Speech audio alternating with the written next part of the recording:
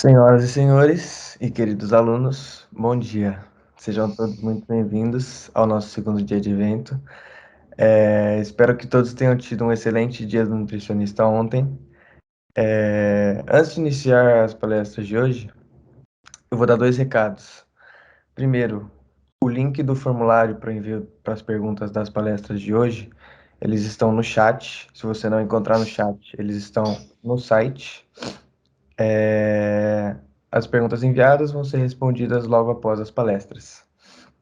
E a participação, o link de check-in também já está no chat e no nosso site disponibilizado. Para dar início ao nosso segundo dia, vou dar uma leve apresentação aqui a vocês da Marli. A doutora Marli Alvarenga é graduada em nutrição pela USP, com mestrado e doutorado em nutrição humana aplicada, com especialização em nutrição clínica, pós-doutorado no Departamento de Nutrição da USP e tem formação no Intuitive Eating pela Intuitive Eating Pro Skills Training. Nossa, essa palavra eu não vou saber falar. E Mindfulness Based Eating Training. Ela irá introduzir a palestra de hoje sobre nutrição comportamental. Com você, Marli. Bom dia a todos, obrigada pelo convite, um prazer estar aqui com vocês para essa conversa. Eu sou uma das idealizadoras do Instituto Nutrição Comportamental e nós vamos conversar então sobre essa temática agora. E aí eu começo com vocês, inclusive, alinhando o que é nutrição comportamental. Porque acho que a maioria de vocês, né, já ouviu esse termo, nós ficamos felizes que ele se tornou mais conhecido, mas existem algumas distorções, às vezes, sobre a compreensão adequada da nutrição comportamental, que, então, não é uma nova linha de nutrição, nem uma nova área, nem uma doutrina, nem um método. Nutrição comportamental é uma abordagem criada pelo Instituto Nutrição Comportamental em 2014, num primeiro evento que realizamos para justamente lançar essa proposta. A partir de então, nós fazemos congressos anuais sobre essa temática, publicamos o nosso livro já na sequência com as bases teóricas e epistemológicas sobre nutrição comportamental e nos formalizamos como um instituto na sequência. Nós temos um material no nosso Instagram ali em destaque que coloca exatamente o que é e o que não é nutrição comportamental, para que isso esteja alinhado, porque nutrição comportamental, então, não é uma coisa que qualquer pessoa queira definir. Tem uma definição clássica de quem idealizou esse nome e essa abordagem. Mas sobre isso também eu convido vocês a colocarem aqui os celulares no QR Code, aqueles que têm o aplicativo, para receberem um presente, então, ainda em tempo, pelo Dia do Nutricionista, que é o nosso guia de nutrição comportamental, onde nós contamos mais sobre a nossa história, então, com essa abordagem, esse nome do nosso instituto e as premissas, pilares, os modelos e teorias que abraçamos na abordagem nutrição comportamental e ali também já alguns exercícios e algumas reflexões para vocês, ok? Para aqueles que não nos conhecem, convido também que vocês passem a seguir aí as nossas diferentes redes sociais. Temos bastante material no Instagram, nosso canal de Telegram, nosso canal de YouTube, nosso blog e assim por diante. Como falei para vocês, então, nutrição comportamental é uma abordagem, é uma maneira de abordar a nutrição, que pode ser utilizado por qualquer nutricionista. Não precisa escolher nutrição comportamental, de novo, que não é nenhuma área ou linha, ou outra nutrição, somos todos nutricionistas, e podemos somar esta abordagem a qualquer outra especialidade ou público que trabalhemos na nutrição.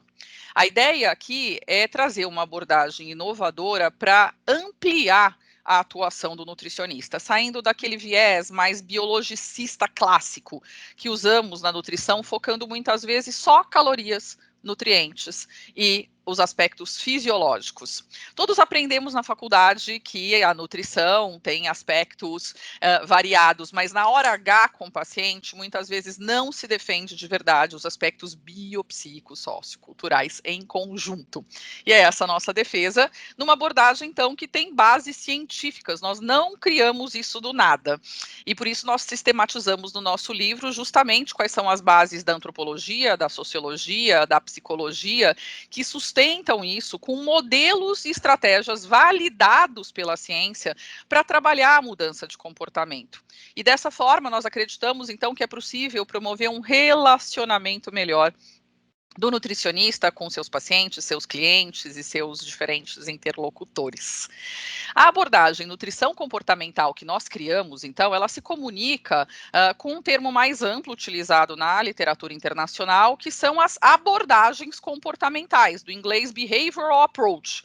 Existem várias abordagens que têm esse foco. Então, ao invés de um enfoque completamente biológico, pensando só em consumo alimentar, em peso, em variáveis clínicas, um enfoque de verdade na avaliação e no trabalho com mudança de comportamento. E daí não interessa, então, simplesmente o que as pessoas comem, tanto na avaliação como nos resultados das intervenções. Interessa por que elas comem o que elas pensam, o que elas acreditam, como comem, suas crenças, seu relacionamento com a comida.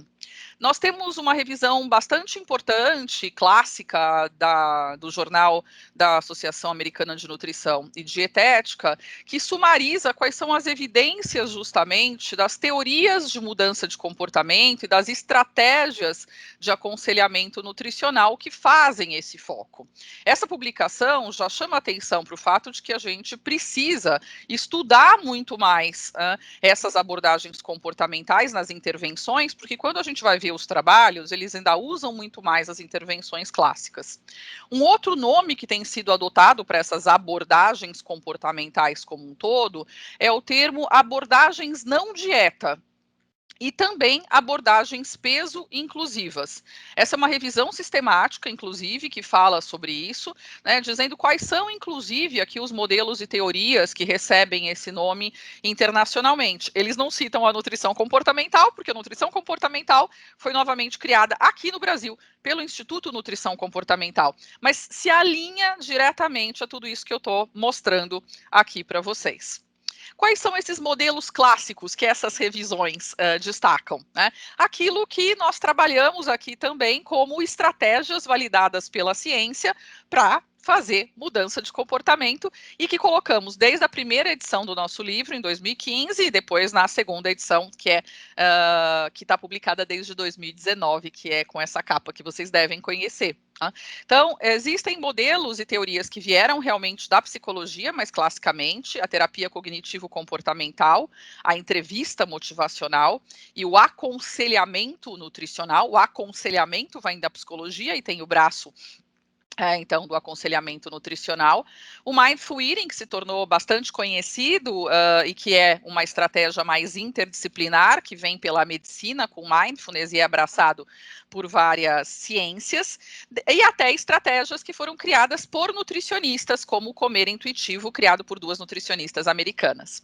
Essas estratégias são mencionadas, então, nessas revisões que eu mostrei para vocês e outros trabalhos que falam dessas abordagens comportamentais. O que acontece é que, embora isso exista há bastante tempo, aqui no Brasil isso era muito pouco discutido, ou no máximo discutido dentro do contexto dos transtornos alimentares, que também é o histórico aqui de nós, idealizadoras do Instituto. Nós somos 5 nutricionistas com uma trajetória de pesquisa e trajetória clínica que nos colocou em contato com tudo isso, a ponto de nós querermos, então, né, sistematizar isso e trazer isso para os nutricionistas, uma vez que era claro para nós todas que isso não servia apenas para transtornos alimentares, que isso poderia tornar o atendimento em nutrição muito melhor para diversos públicos em diferentes situações. E aí no nosso livro, então, a gente traz as evidências científicas sobre esses modelos e a aplicabilidade deles para a nutrição, já que muitos dos materiais disponíveis, e a gente tinha né, e tem ainda pouco material disponível em português sobre isso, muitas vezes, né, não eram aplicáveis à nutrição e ficavam simplesmente descrevendo as técnicas ou as teorias. Nós temos algumas premissas para sustentar essa abordagem nutrição comportamental. Como eu falei para vocês, ser inclusivo. Nós somos, claro, a favor de todas as inclusões de minorias e respeito a todos os grupos, mas aqui eu estou falando de outro tipo de inclusão. Estou falando da inclusão, então, de que é possível trabalhar com abordagem nutrição comportamental em qualquer público, para públicos com doenças crônicas, para públicos da saúde pública, para públicos não clínicos, para todas as faixas etárias. Tá? Nutrição comportamental não é uma coisa que serve só para um grupo ou para um tipo de paciente. A ideia, como eu falei, é ampliar o modo de atuação do nutricionista. Tudo aquilo que aprendemos na faculdade continua válido. A nutrição comportamental também não refuta e não joga nada. Tá? Você vai trazer os seus conhecimentos clássicos da faculdade, da graduação, da formação de nutricionista, somar isso talvez a outras especializações e outras coisas que você tenha estudado, né? Ampliando a sua atuação, podendo também trabalhar com mudança de comportamento. Para nós sair da dicotomia pode, não pode, saudável, não saudável, proibido, permitido, é muito importante, uma vez que nós também trabalhamos como uma das nossas missões, uma comunicação melhor em nutrição. Claro que nós temos diretrizes e guidelines para seguir quando a gente fala para as pessoas, né, qual é, né, então, essa diretriz a seguir. Mas na hora de ficar avaliando e classificando os alimentos, isso não faz nenhum sentido. Isso não tem melhorado nada a alimentação das pessoas, na verdade, gera culpa e desinformação. A abordagem aqui, então, é biopsicossociocultural. A gente não pode falar só do que tem mais nutrientes ou menos calorias, nós precisamos falar também do contexto alimentar em que essas pessoas estão. Lembrando que saúde não depende só de parâmetros clínicos e muito menos não depende só de um peso, porque peso não é comportamento. Saúde depende de comportamentos, de alimentação, de atividade física, de cuidado da saúde como um todo. Além dessas premissas, nós temos alguns pilares que sustentam essa abordagem. Para nós, além, de novo, de toda a ciência da nutrição, é fundamental valorizar o prazer em comer. Nós não comemos apenas por razões biológicas, tá? Isso nos diferencia dos bichos. E nós ficamos muito tristes quando os pacientes chegam para a gente e dizem uma frase que é muito comum: nossa, doutor, o meu problema é que eu gosto muito de comer. Eu digo, nossa, que bom, isso não é um problema. E as pessoas se assustam às vezes. Tá? Gostar de comer não é um problema. Tá? Se você não gostar, pode ser bem pior, na verdade, porque teremos que comer até o último dos nossos dias. Então, precisamos ter uma relação adequada com a comida. E prazer não é igual comer de maneira inadequada. E prazer não é igual comer em excesso. Isso é uma distorção que também não ajuda as pessoas a terem uma alimentação mais saudável. E para ter uma alimentação mais saudável, não basta dar prescrições para as pessoas, né? Opa, mas prescrição não é uma atividade privativa do nutricionista? Sim, como uma técnica. Mas vocês já foram ao dicionário ver o que é prescrição? Prescrição é uma regra, um mandamento, uma obrigação. E ninguém gosta disso. E colocar no papel o que uma pessoa deve fazer não garante de maneira nenhuma que ela faça. Uma outra coisa que nós escutamos bastante dos pacientes é: eu sei tudo o que eu devia fazer, mas eu não faço. E por isso nós defendemos uma orientação não prescritiva no sentido daquilo que se alinha, inclusive, ao projeto terapêutico singular do Ministério da Saúde. Fazer um plano de tratamento com os pacientes e não para eles. As pessoas só se envolvem naquilo que faz sentido para elas e que for factível, sustentável. Uma outra questão é sair dessa coisa do nutricionista como fornecedor de dietas. Nós não somos fornecedores de dietas, nós não somos emagrecedores de plantão e nós não somos esculpidores de corpos. Esse é um bordão que eu gosto de repetir várias vezes, talvez vocês já tenham escutado algumas entrevistas minhas repetindo isso. Tá? Porque da mesma maneira que prescrições não funcionam, dietas não funcionam. E eu não estou falando só de dietas malucas, estou falando de prescrições fechadas, com proibições aleatórias. Não estamos falando de dietas dietoterapêuticas, é óbvio. Estamos falando do jeito que o povo entende dieta. E aí nós temos no nosso livro, nos nossos cursos, uma discussão extensiva sobre as consequências e a ineficácia das dietas. E como já colocado, a alimentação precisa ser biopsicossociocultural, e precisa ser avaliada no contexto. Não dá para dizer se está certo ou se está errado sem perguntar para quem, quando, onde, qual é a circunstância que a gente está falando. E ajudar as pessoas a se livrarem das regras externas, não só das dietas, né, mas todas elas, para aprender ou reaprender a comer de acordo com seus sinais de fome, apetite, saciedade, um pilar que é muito trabalhado pelo comer intuitivo, também pelo mindful eating. Então, a abordagem nutrição comportamental, em suma, né, se alinha com essas outras abordagens que eu mostrei para vocês, chamadas de não dieta, peso inclusivas, né, além de comportamentais como um todo, visando, em última análise, né, então, a mudança de comportamento. É o que a gente acaba querendo, que as pessoas sejam mais saudáveis, né, e para isso elas precisam mudar comportamento. Mas daí a gente precisa estudar mais o que é comportamento. Né? Então, também desde que lançamos a proposta do nome da abordagem nutrição comportamental, o termo comportamento alimentar veio à tona. Tá? Isso de novo em 2014, talvez muitos de vocês aí estudando, né, já começaram a estudar com a nutrição comportamental existindo, mas ela não existe desde sempre. E se falava muito pouco sobre comportamento alimentar. Tive vários desafios já na hora de usar essa terminologia no meu doutorado lá na USP, que eu fiz entre 1997 e 2001. Né? Não havia nenhuma definição de comportamento alimentar publicada em nada em português. Foi bastante difícil chegar a essa definição e continuar meus estudos depois, que foram sendo ampliados no pós-doutorado também, para entender melhor especialmente o que a ciência da psicologia chama de comportamento, porque a psicologia é a ciência que classicamente estuda comportamento. Psicologia é a ciência da mente e do comportamento, no sentido de entender por que as pessoas fazem o que elas fazem.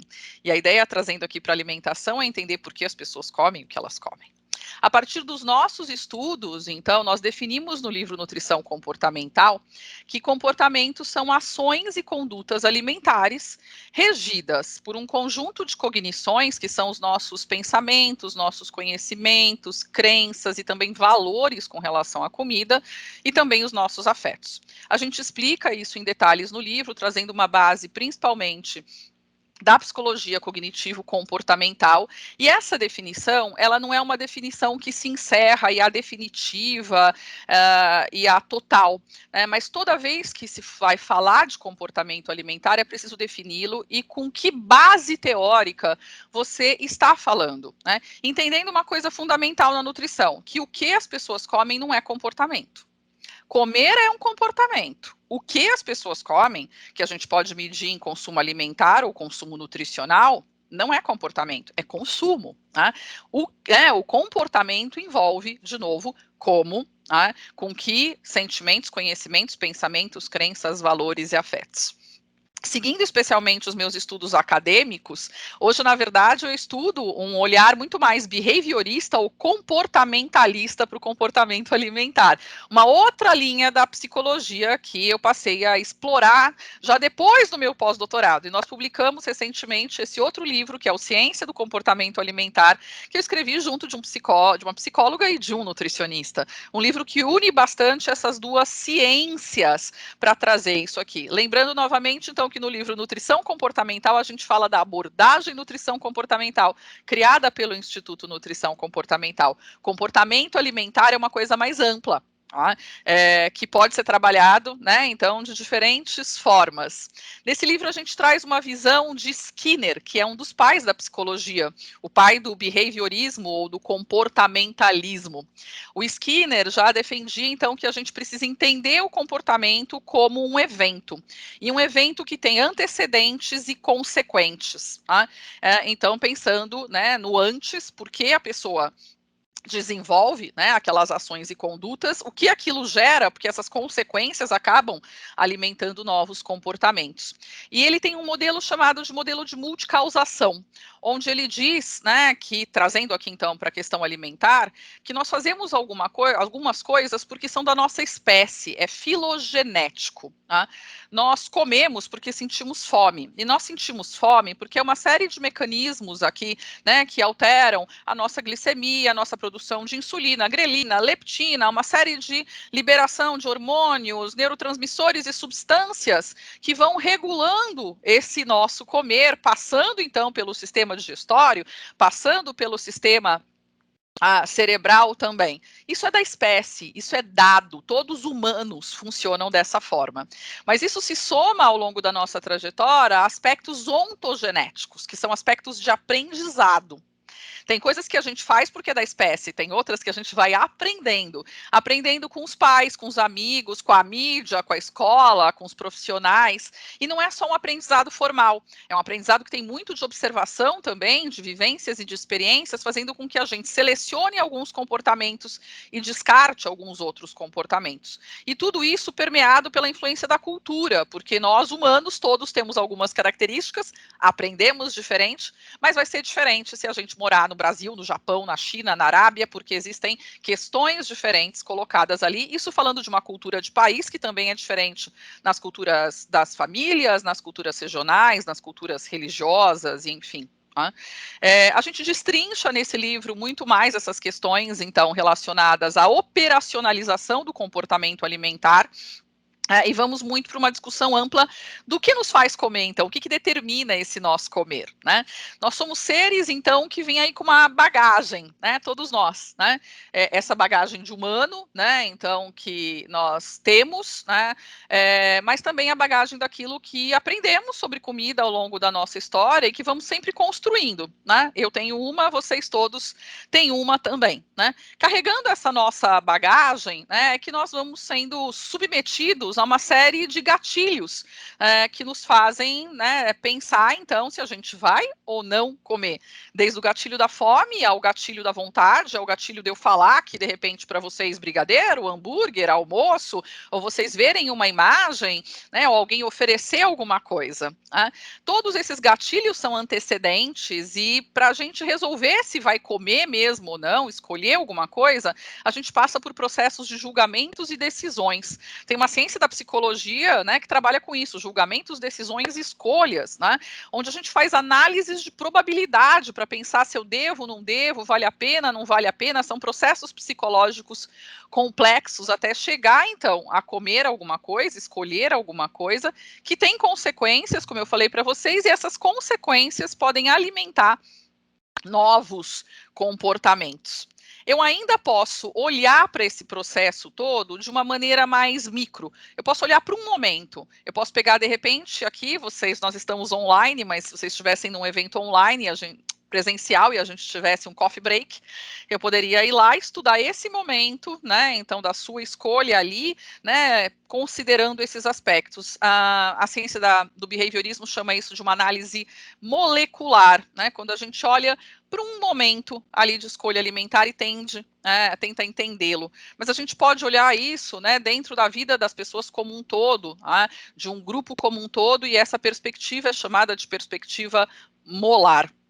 Então, quando eu olho de maneira mais ampla. Isso só dá para dar para vocês um panorama de como a gente precisa estudar mais comportamento alimentar, tá?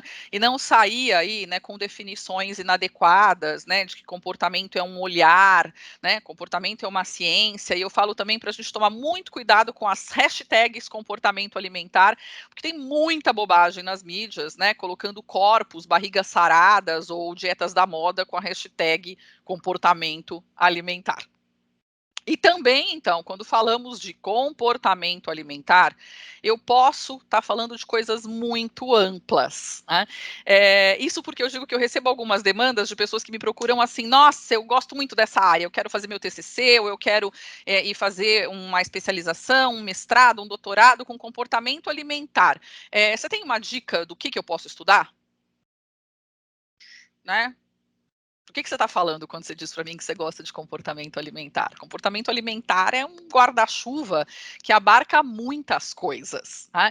Eu posso ficar aqui com vocês discutindo, e nesse livro a gente fala então de muitas bases conceituais do comportamento alimentar, como a base que eu falei, então, da psicologia cognitivo-comportamental, ou a base behaviorista também. Eu posso falar de diferentes teorias comportamentais que a psicologia tem desde sempre para procurar explicar por que as pessoas fazem o que elas fazem, até terapias mais modernas chamadas de terceira geração na psicologia, ou contextuais, tentando explicar tudo isso. Muitas pessoas se aproximaram do comportamento alimentar via distúrbios do comportamento, como transtornos alimentares, falei que é a nossa história, inclusive.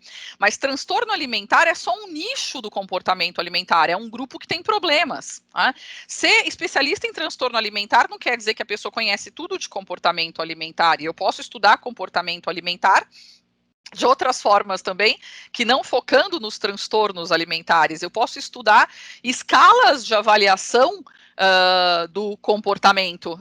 Então, questionários que podem ser desenvolvidos, validados e usados para avaliar, por exemplo, diferentes grupos, etários, clínicos, não clínicos, e com diferentes perspectivas culturais com relação a seus comportamentos. Eu posso estudar determinantes e fatores que explicam, então, o comportamento das pessoas, como esse que eu mostrei para vocês, mas há vários modelos de diferentes autores procurando explicar essa trajetória do comportamento alimentar.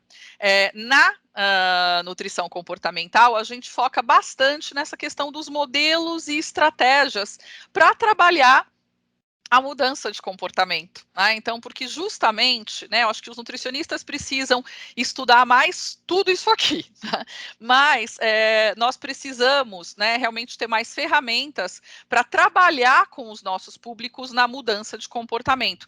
E é por isso que a gente abraça, então, aqueles modelos, teorias e estratégias. Então, nutrição comportamental propõe uma estratégia baseada em ciência, que tem aí uma fundamentação, então, muito importante na psicologia, que é a ciência do comportamento, para estudar isso, de diferentes maneiras, para ajudar o nutricionista. Nós temos, então, como eu falei para vocês, uma missão de comunicação, uma missão clínica. Nessa missão clínica, nós defendemos justamente esse olhar biopsicossociocultural e olhando mais para por que e como as pessoas comem do que simplesmente para o que elas comem. Hoje nós sabemos, inclusive, muito mais isso do ponto de vista populacional. Nós temos as séries históricas das POFs do IBGE e sabemos como o brasileiro come. Todos vocês sabem, que nós temos diminuído o consumo de alimentos básicos in natura, aumentado o consumo de alimentos ultraprocessados e etc. Mas se a gente for conversar com as pessoas, elas sabem que elas deveriam comer mais frutas, legumes e verduras e menos açúcar e gordura. E por que não fazem?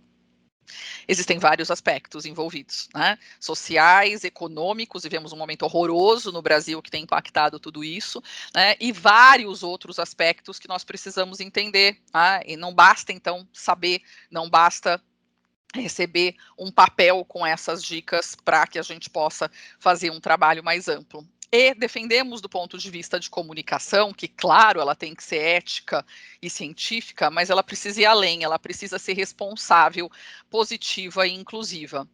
Mas isso aqui não me interessa porque eu não sou comunicador. É sim, todo nutricionista é comunicador. Você comunica com seus pacientes, com seus clientes, com seus funcionários, com seus colegas de trabalho, com seus alunos, com seus diferentes interlocutores, e hoje quase todo nutricionista também tem pelo menos um canal de Instagram, outras mídias que ele resolve usar, porque é uma maneira como as pessoas entregam ali seu cartão de visita. Tudo isso é comunicação, e muitas vezes o nutricionista tem se comunicado muito mal, assim como uma pessoa então que proíbe os outros de comer, que fala sim ou não, assim, que fica julgando a alimentação dos outros. E nós precisamos aprender a fazer isso melhor. Então, trazendo uma provocação, já acabamos de viver aí o dia do nutricionista, precisamos pensar nisso. E se queremos promover mudança de comportamento alimentar, eu preciso primeiro saber identificar comportamentos. Para identificar comportamentos, não basta perguntar, me conta o que você come. O que come não é comportamento, de novo. Você não vai saber nada de comportamento se a pessoa te contar, no café é pão com leite, no almoço é isso, aquilo. Para saber o comportamento, você precisa perguntar onde? Na cozinha, na sala, sentado, de pé, andando pela casa, com o talher, com o hashi, com a mão, com quem? E por que você escolhe isso? E o que você acredita sobre essa escolha? Quais são as suas ideias sobre isso? E como que você se sente depois? Né? Tudo isso, sim, é avaliar comportamento alimentar e nos permite, então, chegar à conclusão do que precisa ser mudado, né, talvez por uma questão clínica ou outras, ou que o paciente deseja mudar. Na hora de identificar, então, quais comportamentos precisam, né, desejam ser mudados, a gente precisa ajudar as pessoas com estratégias para essa mudança, porque daí não basta dizer, ok, então é isso que você precisa mudar. Tá, e como é que eu mudo? Bom, agora é com você. Né? E como eu estou dizendo, né, dá um papel com uma prescrição, faz isso, também não vai resolver. Né? Epa, e aí o que eu faço? Né? A questão é que a gente não aprende isso tradicionalmente na faculdade, mas não culpem a faculdade, porque nenhuma faculdade vai dar tudo. Eu também não aprendi isso na graduação. Tá? Eu aprendi isso numa trajetória de ter começado a trabalhar com transtornos alimentares recém-formada, eu caí no Ambulim, que é o serviço de referência para transtornos alimentares do país, né, aqui no Instituto de Psiquiatria do HC, recém-formado, o ambulatório tinha acabado de abrir, precisava de voluntários. E aí eu tive a sorte de ser treinada por psicólogos, psiquiatras, levar os meus trabalhos de mestrado, doutorado para essa temática, mergulhar em congressos internacionais, ser apresentada a essas teorias, modelos e estratégias que foram me permitindo, então, trabalhar de maneira diferente junto aí dos meus colegas e parceiros, e aí daí a gente trazer isso de uma maneira mais sistematizada na abordagem nutrição comportamental. A nossa proposta, então, é que nós sejamos nutricionistas modernos, né? Que a gente saia de algumas coisas engessadas que a gente tem na nutrição, né? Como aquele padrão, né? De fazer uma anamnese fechada, extensa, cheia daquele bando de perguntas que às vezes não serve para nada, que o paciente fica só respondendo, e depois faça uma avaliação antropométrica longa que o paciente nem quer fazer, né? Assim, e fica naquela coisa sempre do mesmo jeito. Tá? O mundo mudou, a nutrição mudou e nós precisamos mudar. As pessoas hoje pegam informações na internet. Tem muita bobagem? Tem, mas também tem um monte de coisa. Ela não precisa ir no nutricionista para ouvir que ela precisa comer mais frutas, legumes e verduras. Todo mundo sabe disso. Se você também só fica centrado em cálculos, a gente precisa saber calcular. Eu fui professora de dietética durante muitos anos da graduação lá na Universidade de São Paulo. Temos que saber de onde vem, mas hoje os aplicativos e softwares calculam. Engenheiros e matemáticos calculam melhor do que você. Nutricionistas precisam ser facilitadores da mudança. Para isso, a gente precisa entender de verdade as pessoas com os seus porquês. A mudança é um processo, então a gente precisa encorajar os pacientes nesse processo, porque isso não vai ser assim. E a gente precisa, para isso, então, construir planos conjuntos com o paciente. Lembrando de novo que ontem foi dia do nutricionista. Quem você quer ser como nutricionista? Ah, o que é ser nutricionista para você? Você quer ser polícia da comida? Essa é uma provocação, isso aqui, né? Uma coisa em inglês, né? Dando ali o distintivo de polícia da comida, né? Para o nutricionista, né? Porque muitas vezes se faz esse papel: pode, não pode, tá certo, tá errado, é bom, é ruim. É isso que você quer ser? Você quer ser uma pessoa que se identifica com a maçã e com a fita métrica? Aliás, ontem, eu acabei vendo aí uma série de coisas, porque as pessoas ficaram, né, comentando ontem das hashtags Dia do Nutricionista. O campeão foi a melancia, ontem nas imagens que eu vi, acho que trocaram a maçã pela melancia, e os meninos com adipômetro. Parece que todas as fotos de meninos nutricionistas tinham um adipômetro. É isso que te define? A gente defende, na abordagem nutrição comportamental, que a gente precisa ser agente de mudança de comportamento. E isso não é novo. Como eu disse para vocês, a gente não trouxe a abordagem nutrição comportamental, a gente inventou do nada. Né? A gente trouxe isso com coisas que já estavam aí e não eram traduzidas por nutricionista. E dizer que o nutricionista deve ser agente de comportamento é uma coisa bastante antiga também. Esse é o artigo mais antigo que eu achei, 1978, no Jornal da Associação Dietética Americana, dizendo que o nutricionista precisava ir além da coisa do consumo e das calorias e dos nutrientes, mas já dizia que para fazer esse papel de agente de mudança de comportamento, que a gente precisava estudar coisas além das clássicas que a gente estuda na graduação. Esse acho que foi um dos presentinhos mais infames que eu recebi num dia do nutricionista muitos anos atrás, então vocês conheçam essa imagem, devem ter achado que a gente ia achar engraçado, né? Eu não achei, né? Que a anatomia de um nutricionista é ter uma calculadora embutida no cérebro, não tem mão, é o adipômetro, né? Um super olho de informações nutricionais, uma balança integrada e uma inseparável fita métrica. Adipômetro, por exemplo, eu nunca tive na vida, né? E sou nutricionista há quase 30 anos e atendo em consultório.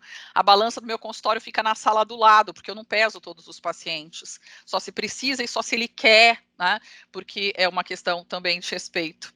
Nós publicamos essa imagem alguns anos atrás no Dia do Nutricionista, porque a gente acredita que é esse o contraponto, né? Que o nutricionista é alguém que ajuda as pessoas a encontrarem uma relação saudável com a comida e com o corpo.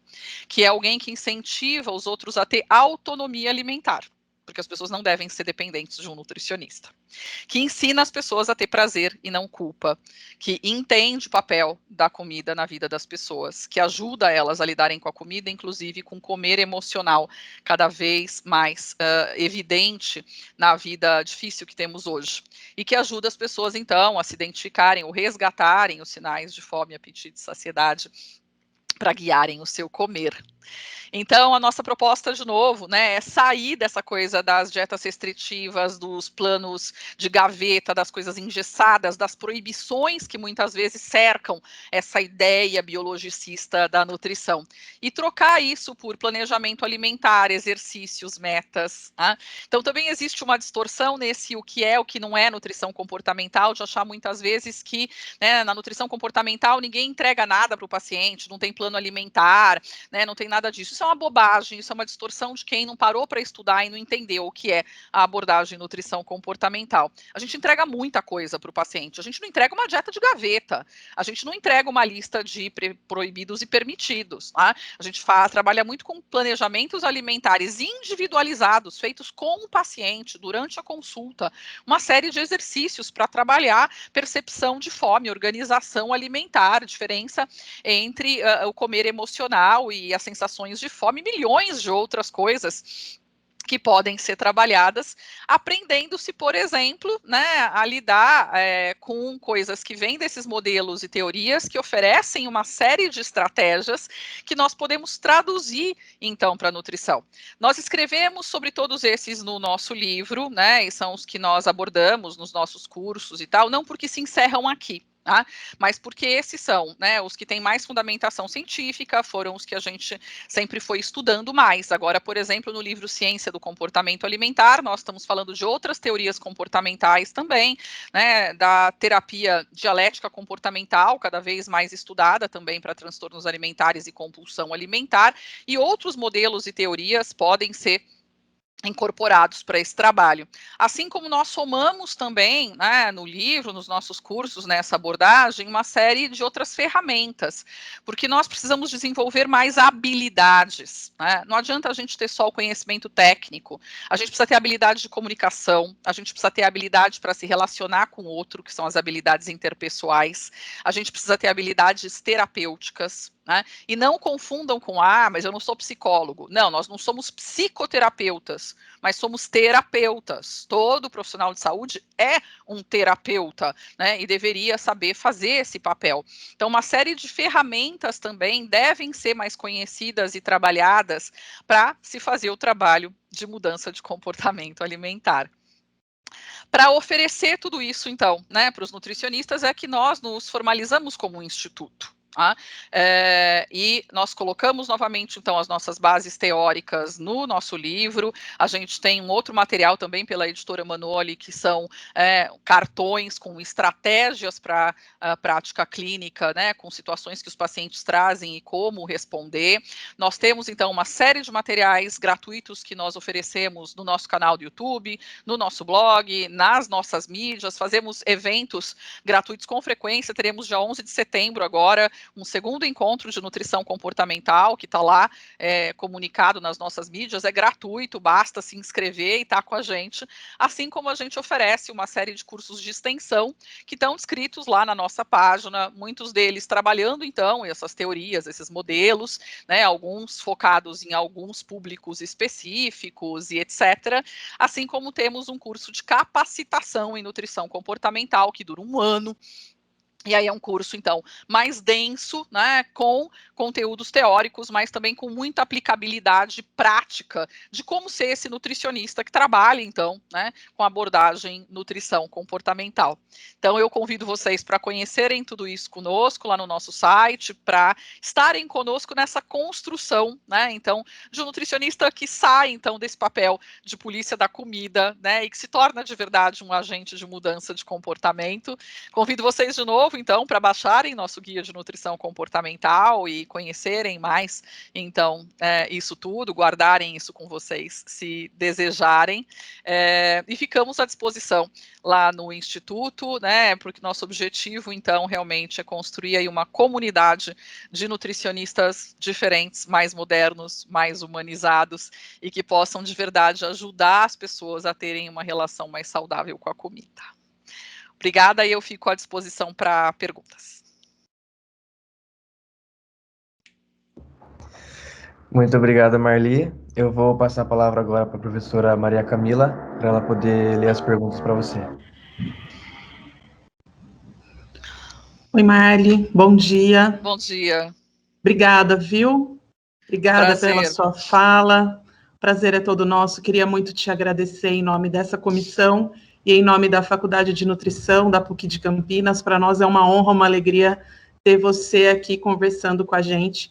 A gente ficaria o dia inteiro te ouvindo. É uma delícia e tudo faz muito sentido.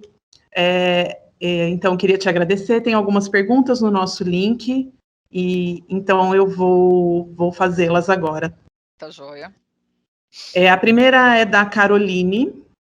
Ela gostaria de dizer que admira muito o seu trabalho. Sou apaixonada pela área comportamental e tenho muito orgulho dos profissionais que nela se encontram. Eu gostaria de saber qual a diferença entre o livro Nutrição Comportamental e Ciência do Comportamento Alimentar. E a outra pergunta, se você já se inspirou, acho que é Evelyn e Elise, escritoras do Intuitive Eating. Sim, é exatamente como, vou começar pela última, então, é exatamente como eu mencionei ali, né, o comer intuitivo é um dos modelos que a gente abraça, foi criado pela Evelyn Tribole e a Elise Resch, que são essas duas nutricionistas, e como o colega leu ali no começo, eu sou formada por elas, né? Eu sou a terceira do Brasil, a minha colega Manuela Figueiredo, a gente tem junto o Instagram, o site Comer Intuitivo, somos as primeiras nutricionistas brasileiras que se formaram com essas duas nutricionistas em Comer Intuitivo. A gente tem aí novidades pela frente, vai sair um material sobre isso também, que a gente ainda não tem em português por enquanto, tá? Então elas são grandes inspirações aí, uma das coisas que eu mais uso na minha prática clínica é o Comer Intuitivo, que eu gosto particularmente porque foi criado por nutricionistas, né?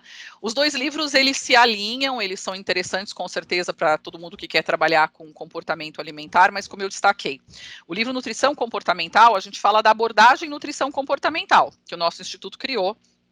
Somos nós as idealizadoras, as autoras do livro, e lá a gente fala, tem capítulos sobre TCC, entrevista motivacional, comer intuitivo e tal, trazendo a ciência disso e como usar na abordagem comportamental. No livro Ciência do Comportamento Alimentar, a gente fala de comportamento alimentar de uma maneira mais ampla. Então, como eu falei, o comportamento alimentar ele é estudado pelo behaviorismo, pelo cognitivismo, por diferentes linhas, aí da ciência, a nutrição comportamental, traz aí uma leitura do comportamento alimentar e uma maneira de como os nutricionistas trabalharem. Então, no Ciência do Comportamento Alimentar tem um olhar um pouco mais científico, mas tem também sempre aplicabilidade prática, mas então tem essa diferença geral. Ok. Outra pergunta é da Joyce. Ela pergunta o que fazer quando o paciente chega com o desejo imediato de perder peso, porém identificamos que ele precisa mudar o seu comportamento alimentar. Então, esse é o clássico dos clássicos, né? Assim, as pessoas continuam indo para o nutricionista muito com esse desejo, né? Assim, especialmente em consultórios, né? E não em ambulatórios de saúde pública, mas mesmo em ambulatórios de saúde pública, as pessoas têm muitas vezes, né, problemas clínicos, mas trazem esse desejo, tá? Embora peso não seja um comportamento, né? A gente não acha que, né? Nunca isso deve ser o foco primário de um atendimento. É preciso entender, né? Assim, que porque nós defendemos isso, a gente não vai virar para o paciente dizer assim, olha, seu peso não interessa, né, a gente não trabalha com peso, né, assim, e aí os nossos alunos têm dificuldade muitas vezes com isso, né, e aí quando a gente fala também, né, olha, nutrição comportamental não tem nada contra a perda de peso, algumas pessoas ficam assim, como assim? Não, se o paciente mudar comportamento e perder peso e tiver tudo bem de saúde, tá tudo certo, a questão é que não é o primeiro foco. Então, quando o paciente traz esse desejo, nós vamos acolher esse desejo. Ok, entendi que você gostaria de perder peso, mas vamos aqui entender a sua história com peso. Então, quando aí você vai levantar um histórico enorme disso, e normalmente é uma história enorme, essa pessoa passou por milhões de coisas para estar com esse peso hoje. Normalmente ela fez 300 mil dietas ao longo desse processo, tá? E a gente vai usar a história do paciente para dizer, ok, estou entendendo que você quer perder peso, mas você está com excesso de peso há X tempo, você já fez 1 milhão de coisas, a gente tem que ajudá-lo a entender essa trajetória, né? E aí junto com ele ver assim, bom, e quais são os principais pontos que você percebe hoje, então, relacionados a isso tudo, depois da gente, né, olhar para essa trajetória. Muitos pacientes conseguem, ou nós vamos apontar com eles, dizer, o problema é que eu sou sedentário, que eu como emocionalmente, que eu sou desorganizado. Concordo, por exemplo. Então, esses vão ser os nossos focos de trabalho, ok? Vamos trabalhar o fato de que você está sedentário e precisa, então, melhorar isso, de que você tem um comer emocional e de que você precisa organizar a sua alimentação. Esse vai ser o foco do nosso tratamento, ok?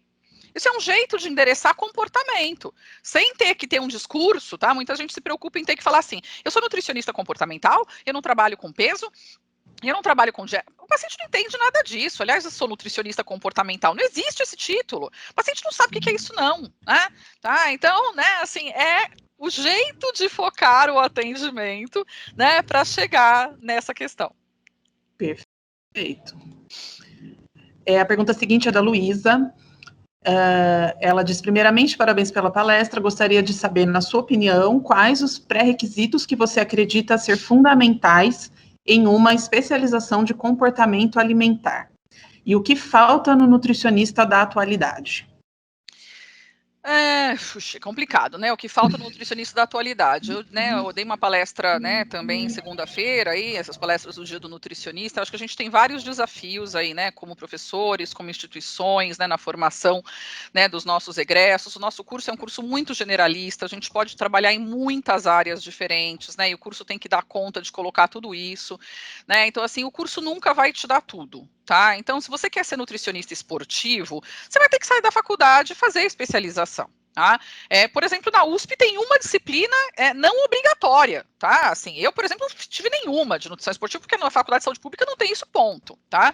Nenhuma faculdade vai te dar tudo. Então, se você quer trabalhar com foco em mudança de comportamento, você vai ter que buscar conhecimentos adicionais. Não necessariamente uma especialização. De novo, isso não é uma especialidade, tá? Então, atente para o fato, inclusive, né, do que é uma especialidade reconhecida pela Asbram-CFN, tá? Isso não é uma especialidade reconhecida, tá? Então, nem todo curso que tem o nome X te dá a garantia de que você é especialista naquilo, né? Especialista você só pode ser naquilo que o CFN e Asbram define, tá? Então, você pode estudar mais estes aspectos ligados à mudança de comportamento, que é o que a gente propõe, por exemplo, na nossa capacitação, que não é uma especialização, é um curso de extensão, tá?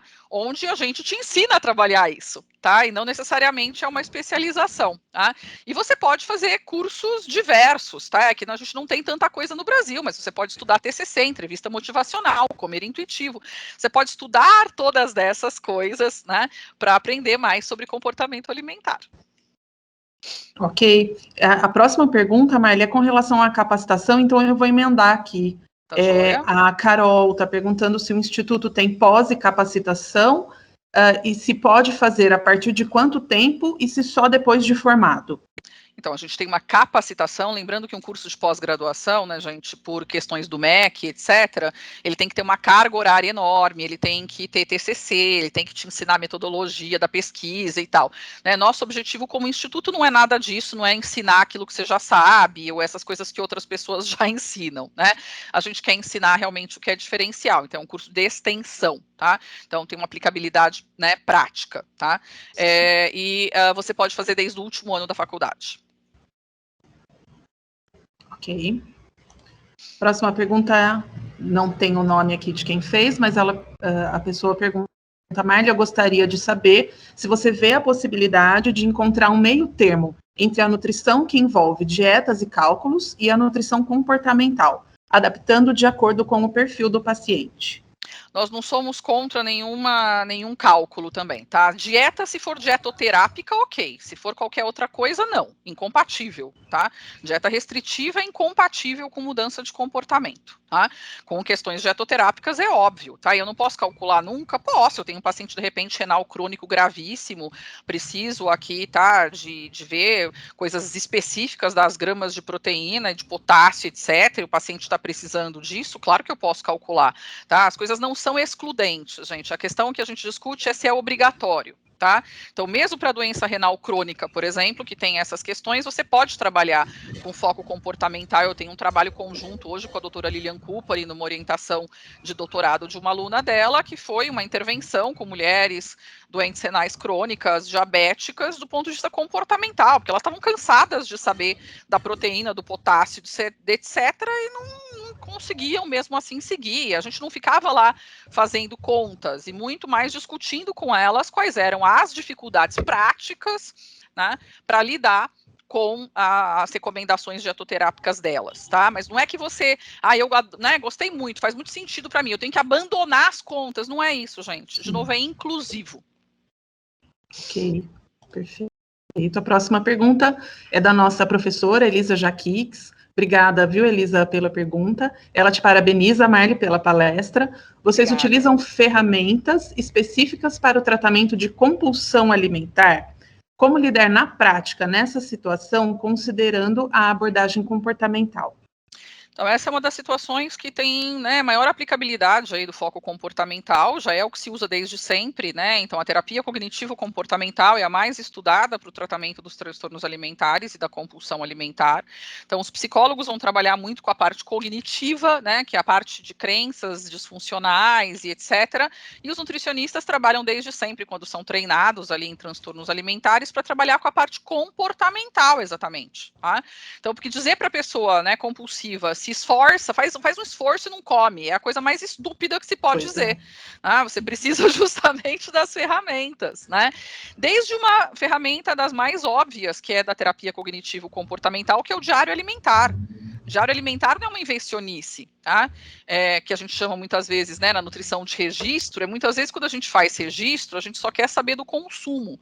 No diário alimentar, como ferramenta da terapia cognitivo-comportamental, a gente quer saber o que comeu e quanto, e onde, com quem, em quanto tempo, o que pensou, o que sentiu, o que fez antes, o que fez depois. Tá?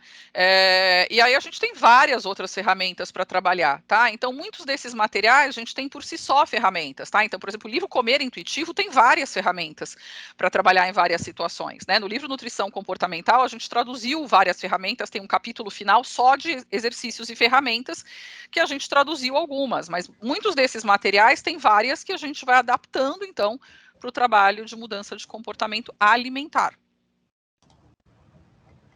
Ok.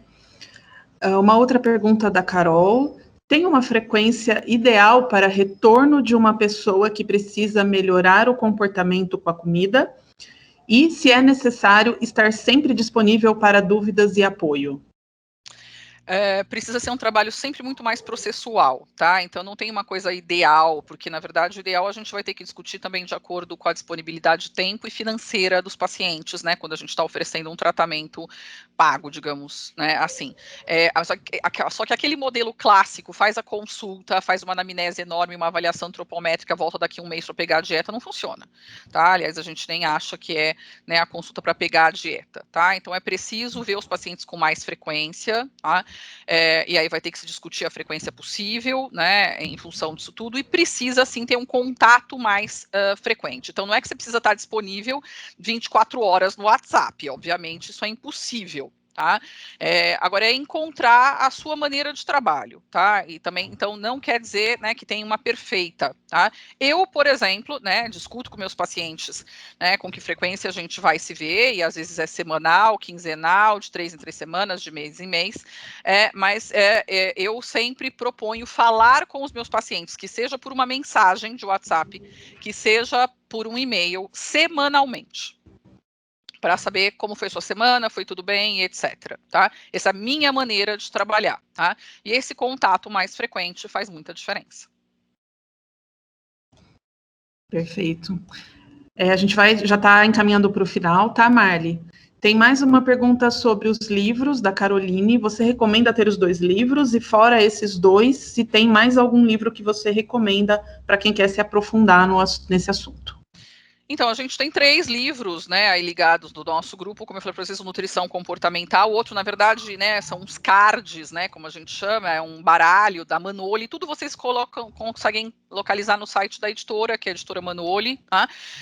Que são 35 estratégias para lidar com situações da prática clínica, respondendo com nutrição comportamental, e o Ciência do Comportamento Alimentar. Acho que todos esses 3 são super interessantes, né, para se estudar mais comportamento alimentar. E aí as outras sugestões que a gente tem estão listadas também nos nossos livros, né? Então acho que ler o original da entrevista motivacional, que tem em português, é interessante, mas ele não foca em nutrição, ele foca no conceito geral, né? Ler o Comer Intuitivo, né, é muito interessante, que, como dando um spoiler, então a gente não tinha até aqui em português, ele está sendo traduzido, a gente está fazendo a revisão, vai ser lançado no final do ano, então aguardem. E a última pergunta tem até a ver com isso, a Caroline perguntando dessa novidade, se tem a ver com a formação do Comer Intuitivo por vocês. Então, a gente tem um curso de extensão do Comer Intuitivo, tá? Que é o único, né? Então, também aqui em português, eu e a Manuela, que somos, de novo, as primeiras certificadas pela Evelyn Tribol, que realizamos, né? E aí, esse todos os nutricionistas e estudantes podem fazer, é um curso de extensão, que está lá disponível, né, pelo Instituto Nutrição Comportamental. A certificação é só com a Evelyn. Aí tem que ser feita em inglês com ela, tá? Ok. Tem uma última pergunta, Marli, da Gabriele Villani. Ela pergunta: gostaria de te parabenizar pelo Dia do Nutricionista, gostei muito da sua palestra. Obrigada. E a pergunta, ela diz: hoje vejo muitas pessoas se sentindo culpadas depois de, por exemplo, comerem uma pizza. O que isso diz sobre o comportamento frente à relação dessas pessoas com a comida? Então, é um comportamento inadequado, né? E culpa é um comportamento, tá? Sentimentos, crenças, valores são comportamentos também, né? Como eu falei, né, o que come não é um comportamento. E aí a gente precisa tomar cuidado, né? Não quer dizer que essa pessoa tem um transtorno, porque é uma coisa extremamente comum, mas a gente não banalizar. Não é porque é comum que é normal, né? Infelizmente, a corrupção nesse país é extremamente comum, não é normal, é só comum. Né? E a gente não pode normalizar isso. Então, quando a gente está com os pacientes, é preciso falar disso. As pessoas acham que é tão normal que falam assim: ontem eu comi tal coisa, estou super culpado. Hoje, então, eu vou cortar isso, aquilo, achando que esse é o caminho. E a gente precisa trabalhar isso com as pessoas, né? Quer dizer, você está fazendo isso há quanto tempo, né? Isso tem resolvido, né? Quando você continua nesse comportamento de culpa e compensação, né? Assim, provavelmente se tivesse resolvido, ela não estava ali, inclusive, conversando com você, né? E dizer para as pessoas que esse comportamento não é normal e que ele não resolve, né? Que ele não faz de verdade as pessoas terem depois comportamentos mais saudáveis. Ok, Marli. Então, nós vamos encerrar. Tem aqui, você está com acesso ao chat, tem muitos agradecimentos, muitos elogios. Obrigada. Depois você dá uma olhada aqui, todo Obrigada. mundo te elogiando, gostaram muito da sua apresentação, dessa abordagem, e conversar sobre isso realmente é uma delícia, né? Marli, novamente, em nome da comissão organizadora desse evento e em nome da Faculdade de Nutrição da PUC Campinas, eu quero agradecer muito a sua disponibilidade em estar aqui com a gente. Muito obrigada. Obrigada pelo convite, um prazer estar com vocês. Bom evento e feliz Obrigada. Dia do Nutricionista para nós. Muito obrigada, Marli. Tchau. Tchau.